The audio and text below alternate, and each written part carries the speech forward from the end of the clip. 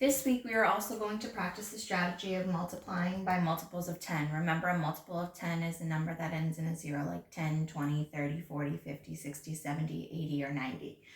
And it keeps going. And when we multiply by multiples of 10, we can use the associative property. Remember when we discussed the associative property, that's where factors can be grouped in any way, but the product stays the same. So I have a few examples for you, and then we'll do a few together. So the first example is if I have 8 times 5, it equals 40. So if I have 8 times 5 tens, 8 times 5 is 40, so I have 40 tens.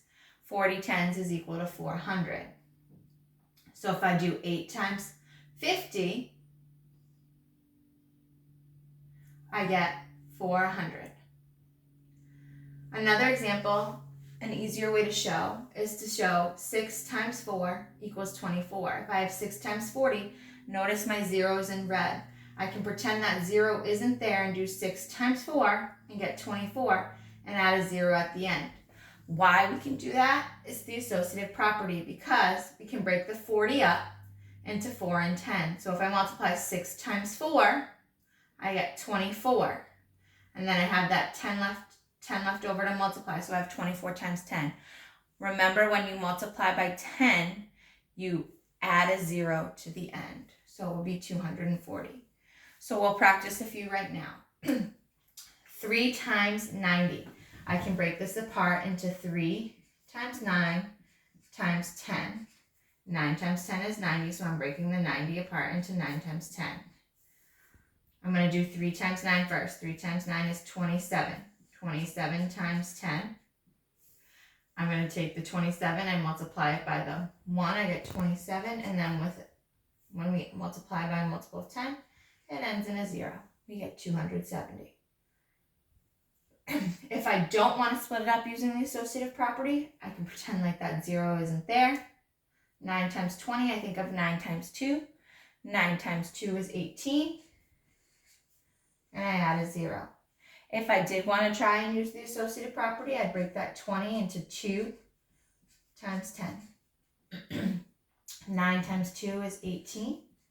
18 times 10 is 180.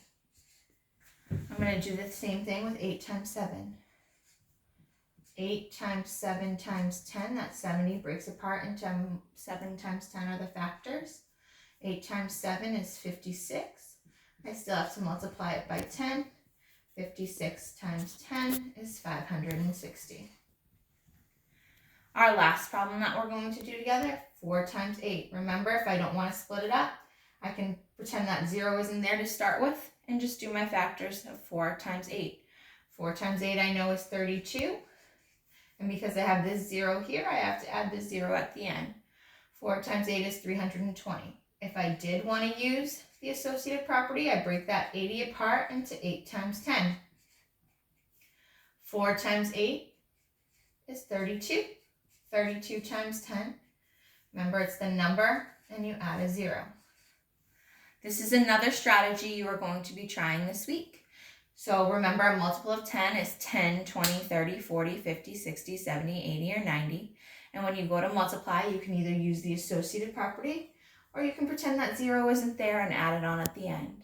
Good luck using the strategy.